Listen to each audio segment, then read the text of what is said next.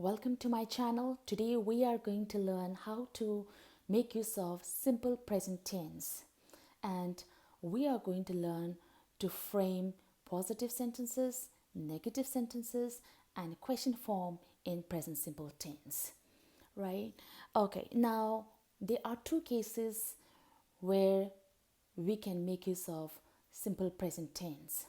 The first one is things that we usually do every day, every year, every week, right? At that point of time, we can make use of simple present tense. Okay? For example, when I frame a sentence like, I go to school every day. Okay? Now, in this positive sentence, the tense of the sentence is simple present tense. And I frame this sentence because I want to indicate or I want to convey to the fact that things that I do every day. Okay, so in that manner, we can frame positive sentences in simple present tense for things that we usually do. Okay, okay, we can frame negative sentences in simple present tense for things that you don't usually do every year, every day, every week, right? So, in that case, we can frame negative sentences. For example, when we say she doesn't eat breakfast at home, right?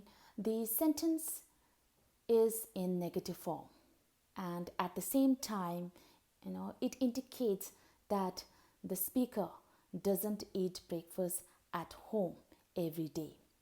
Okay, so in that manner, we can frame negative sentences for things that you don't do every week, every year, or every day. Okay, okay.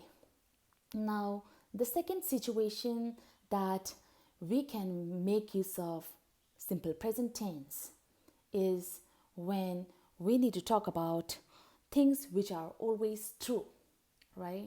For example, when we say the sun rises in the east, okay, the sentence is based on reality. Everyone knows the fact that the sun rises in the east, right? So, the form of the sentence over here is positive because there is no use of any negative, word like not. Okay, so the second situation is when we can make use of simple present tense to convey things which are always true. Okay, so far we have learned how to make use of positive sentences and negative sentences, and when can we make use of present simple tense, right, or simple present tense. We make use of simple present tense in two different situations, things that you usually do every day, every week, every year, right? The second one is things which are always true, right? For example, any kind of universal truth, right? So in that case, we make use of simple present tense. And we have learned how to make use of positive sentences and negative sentences.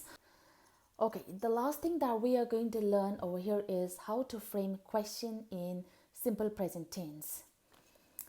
Okay, for example, when we say, do you like coffee? Okay, the form of a sentence is auxiliary, subject, infinitive.